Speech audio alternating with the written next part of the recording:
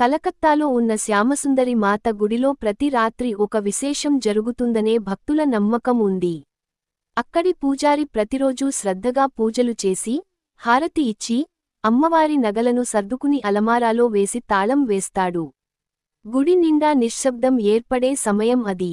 కాని ఆ నిశ్శబ్దంలో ఒక్కసారిగా అమ్మవారి అడుగులు చప్పుడు శబ్దం వినిపిస్తుంది. మందమైన శబ్దం పూజారి చెవికి స్పష్టంగా పడుతుంది. అప్పుడు ఆ శబ్దంతో పాటు అమ్మవారి మాట కూడా వచ్చినట్టు చెప్తారు. నేనే లేరా, ఆలస్యం అవుతోంది, వెళ్ళి పడుకో, నేను తిరిగి వస్తా. ఈ మాటలు వినగానే పూజారి చేతులకి వణుకు వస్తుంది.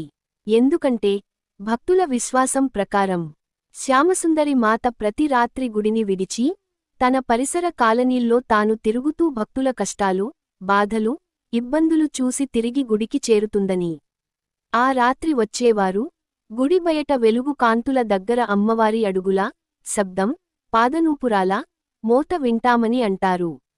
మరుసటి రోజు ఉదయం గుడిలోని అమ్మవారి కాళ్లకు మట్టి అంటటం పూజారి గమనిస్తాడు. నగల స్థానాల్లో కొంచెం మార్పులు కనిపిస్తాయి. అది మరెవరు కాకుండా అమ్మవారి రాత్రి తిరుగు ప్రయాణానికి నిదర్శనమని భక్తులు విశ్వసిస్తారు.